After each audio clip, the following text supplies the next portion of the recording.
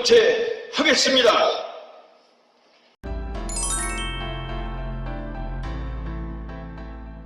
저 안상수가 이번 대한민국 대통령 후보에 출마했습니다. 문재인 정권의 경제 실정으로 2030은 일자리를 잃고 천정부지 모르는 집값 때문에 서민들은 한숨 쉬고 있습니다. 저 안상수가 해결하겠습니다. 1억 평의 논을 산업단지와 주거단지로 만들어서 7천만 평의 산업단지에 스타트업을 하는 우리 30만 젊은이들에게 첨단 산업을 할 수 있는 기회를 줘서 무상 임대하고 거기에 취업하는 사람이 한 200만 명이 이르도록 그렇게 할 것입니다. 30%인 3천만 평은 주거단지, 배후단지로 만들어서 30평짜리 500만 원 아파트를 1억 5천에 분양할 수 있도록 해서 그 지역의 젊은이들한테 살도록 할 것입니다. 그러려면 자연히 전국에 있는 집값도 하향될 것이고 집 문제와 일자리 문제를 동시에 해결할 수 있습니다.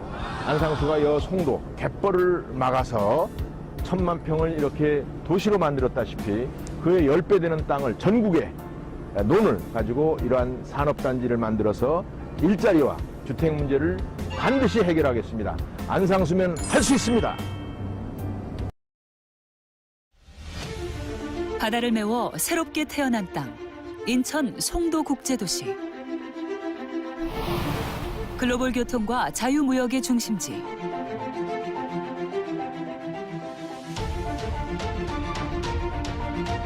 세계 7대 에어로트로폴리스.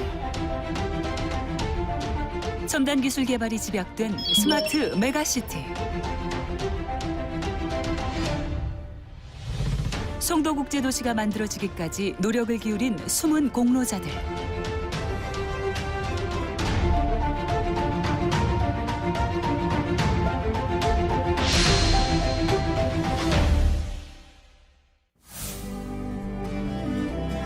인천광역시 연수구 송도동. 동북아시아 국제 비즈니스 허브로 불리는 이곳은 자연 생태계를 고려한 미래형 도시로도 유명한데요.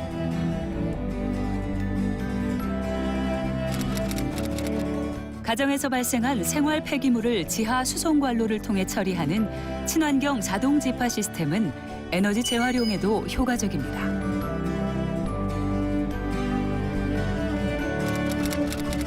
여러 건물에서 나오는 오폐수도 정화하여 다양한 용수로 활용하고 전선지중화 사업을 통해 전봇대가 없는 도시이기도 하죠. 센트럴파크 지하에 마련된 3,000대 이상의 주차 공간까지 송도는 미래도시의 청사진을 그리고 있습니다. 이제 지금은 기후변화가 굉장히 이슈지 않습니까? 국제도시가 원하는 것 중에서 환경적으로 굉장히 우수한 도시를 많이 원하는데 녹지율 이런 것들이 굉장히 높습니다. 여기는 한 40% 정도가 이제 녹지를 가진 그런 첨단 도시가 되어서 굉장히 좋고요. 미래 세대가 살기 좋아하는 그러한 환경적으로 우수한 도시로 이름이 나 있고 또 그렇게 앞으로 되어갈 것으로 생각되고 있습니다. 스마트시티 송도는 어떻게 탄생한 걸까요? 1980년대 중반에 등소평이 중국을 개혁 개방하면서 상하이의 푸동 공항을 중심으로 성공을 해나가는 과정에서 우리 인천국제공항이 2001년에 개항을 했는데 인천공항을 중심으로 주로 IT, BT 등 첨단 산업과 또 외국인 투자를 유치를 해야 되기 때문에 최고의 비즈니스맨들이 와서 살기 좋은 도시를 만들어야 되고 그러기 위해서는 공항에서 가장 가까운 송도에 갯벌을 매립하는 것이 좋겠다 이렇게 판단을 했던 것입니다. 송도는 2002년 비로소 개발 사업에 박차를 가하게 됩니다. 대한민국 최초 경제자유구역에 둥지를 튼 기업들. 저희들이 조사도 해보고 하니까 개발지로서 굉장히 많은 이점을 가지고 있었습니다. 첫째는 인천공항이 곧 개항이 되는데 대한민국의 관문이 되는 그 공항에서 가장 가까운 위치에 자리 잡고 있었고 배후에는 서울을 포함한 약 2천만이 거주하는 그 수도권이 하나의 그 경제적 배후가 될 수 있었다 하는 이런 점으로 볼 때 대한민국에서 이보다 더 좋은 개발 대상 지역은 없겠다 하는 것이 저희 판단이었습니다. 포스코 건설과 미국의 대표 부동산 기업 게일사가 참여했고 송도의 꿈은 조금씩 현실로 이루어지고 있었습니다. 하지만 모든 것이 순조롭지만은 않았는데요. 송도 국제도시가 이렇게 구상이 돼 있는데 그 나이키라는 미사일이 불발탄으로 터졌어요. 그게 연습장이거든요. 그래서 그것을 주민들이 반대하고 또 도시가 건설하는데 그런 위험이 있으면 안 되니까 이것을 이전하는 계획을 세우고 이전지를 정하는데 굉장한 어려움이 있었습니다. 1998년 12월 공군 방공포대에서 발사한 미사일이 지상 300m에서 폭발하는 사건이 발생했습니다.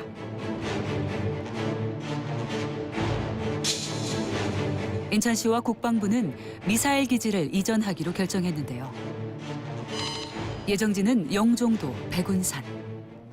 영종 주민들은 그 백운산이 영종의 그 명산이기 때문에 절대 안 된다 하는 그런 그 영종 주민들이 많았습니다.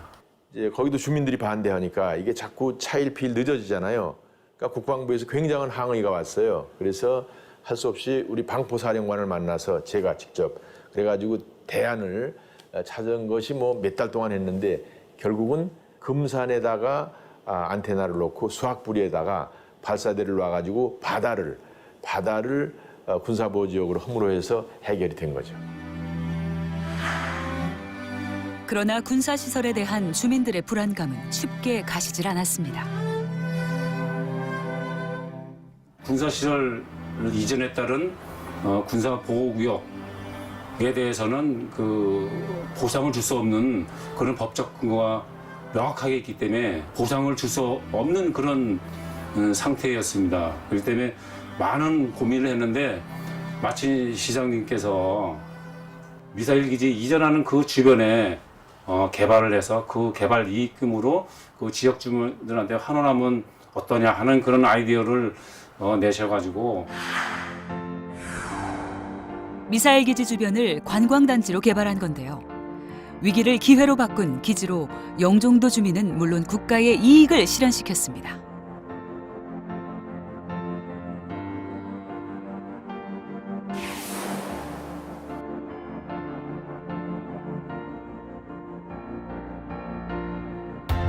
하지만 송도 개발을 위해 반드시 해결해야 할 중요한 과제가 남아 있었는데요. 제가 이제 2002년 7월 1일부로 시장이 돼서 김대중 정부하고 이 협상을 해가지고 경제 자유구역법으로 바꿔가지고 국회 11월 14일 날 통과가 됐는데 노무현 대통령은 그해 12월 19일 날 당선이 됐는데 굉장히 당황을 했죠. 새로운 정부에서 우리 인천 경제 자유구역에 관한 계획을 무산시키면 어떻게 하나라고 했었는데 인수위 측을 내가 설득을 시켜서 그대로 잘 정책으로 추진됐고 이것이 얼마나 어려운 법이었느냐 하면 11월 달에 국회에서 통과가 됐는데 원래는 3개월이면 공포가 되는 거지만 구체적인 규정을 확정하고 나서 발효를 해서 아주 어려운 법 통과였습니다. 마침 인수위가 발표한 10대 국정과제 중 동북아 중심 국가 설립이 포함되어 있었고 이를 바탕으로 설득한 결과 2003년 8월 11일부로 인천은 대한민국 최초 경제자유구역이 되었습니다. 그리고 인천이 선택한 핵심 사업은 글로벌 대학 캠퍼스의 성공적인 정착이었는데요. 이제 이것이 세계적인 국제도시가 되려고 그러면 교육도 중요한데 외국 대학도 필요하지만 국내에서의 대학도 유치를 해야 되겠다 해서 연세대의 경우 국제화 프로그램하고 우리 인천시의 계획호가 맞아떨어졌어요. 입지가 대한민국에서 그렇게 좋은 데가 다른 데 없어요. 세계적으로 교육과 연구활동을 정말 탁월하게 하는 그런 대학이 나라 발전을 위해서 아주 핵심적이기 때문에 인천으로 진출하게 된 동기도 그게 대부분이에요. 2006년 1월 26일 인천시와 연세대는 송도국제화 복합단지 조성을 위한 MOU를 체결했고 그 결과 연세대 국제 캠퍼스와 한국 뉴욕 주립대를 비롯한 다양한 글로벌 캠퍼스가 들어섰습니다. 행정에서 제일 중요한 게 이렇게 주변 관계인들이 윈윈하는 그 프로그램을 만드는 리더십이 제일 중요합니다. 2009 인천 세계도시축전은 인천을 세계로 알리기 위한 등용문이었는데요. 인천이 이렇게 도시계획을 잘해서 미래에 어떤 산업이나 여건을 가진 도시가 될 것이라는 것을 국내외에 알리고자 하는 그런 일종의 페스티벌이죠. 근데 당시에 유엔 사무총장이었던 반기문 총장이 오셨어요. 말씀이 지구의 1%가 도시이고 인류의 한 50%가 살고 있는데 화석 연료를 7, 80%를 쓰고 있는 게 도시다 이거예요. 그래서 유엔에서 지금 GCF, 그린 클라이밋 펀드를 발주하려고 그러는데 그 도시를 인천 송도로 하도록 하자. 그래서 그러면 그때 이명박 대통령한테 그걸 건의하십시오. 방문 계획이 있다고 그래서 유엔 기구를 갖게 되는 아주 중요한 계기가 된 겁니다. GCF 등 15개의 국제기구 설립. 전 세계는 인천경제자유구역에 주목했고 그 위상을 떨쳤습니다.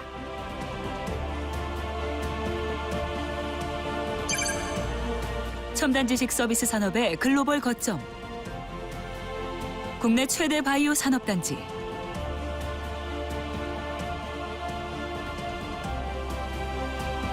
송도 국제도시는 대한민국의 새로운 주역입니다.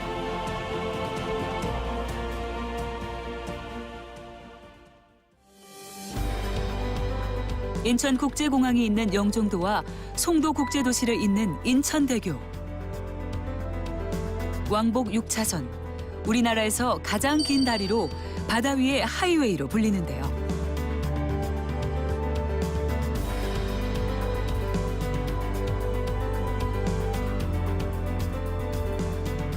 처음에 이제 인천공항에 가는 거는 영종대교밖에 없었습니다. 대개 이제 충청남도라든지 또 전라도 지역이라든지 또 이런 쪽에서 오는 것이 너무 멀리 돌아가니까 이제 환경적으로도 또 이산화탄소도 많이 발생하고 인천공항을 갈 수 있는 그런 다리를 만들자.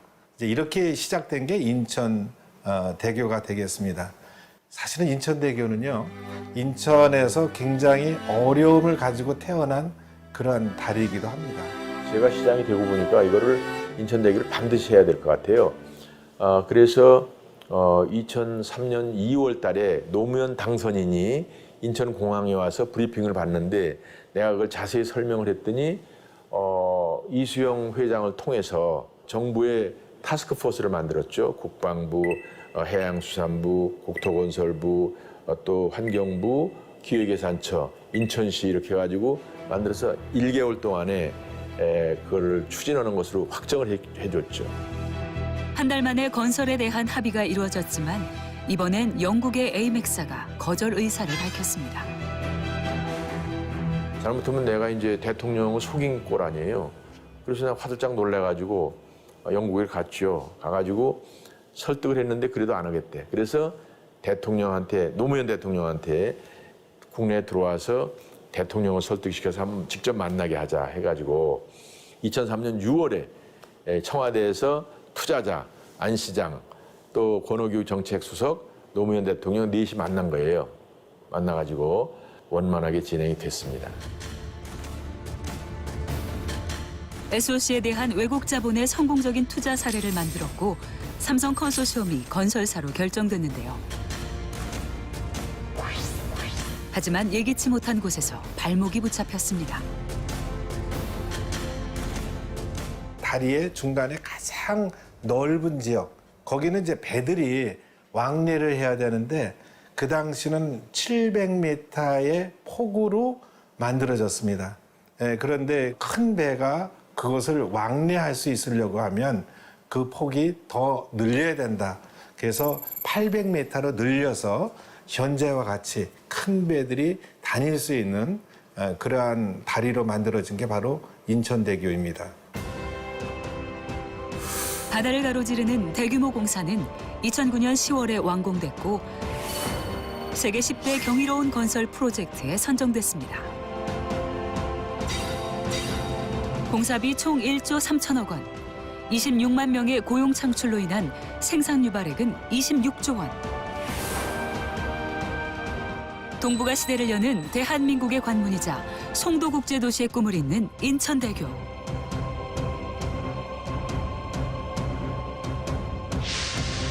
첨단 산업 클러스터이자 동북아시아 경제의 허브. 송도국제도시는 세계의 중심으로 우뚝 서고 있습니다.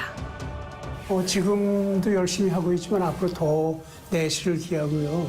특히 연세 사이언스 파크를 더 발전시켜가지고 정말 나라에도 도움되고. 아울러서 또 먹고 사는 것도 굉장히 중요하니까 우리나라의 첨단 산업 그러한 그 장소로 송도가 발전했으면 좋겠다는 국제 기업들이 많이 유치가 돼서 젊은이들에게 일자리를 제공함은 물론이고 우리나라를 경제적으로 성장시키는 동북아의 경제 중심 도시, 꿈의 도시가 되기를 그렇게 기원합니다.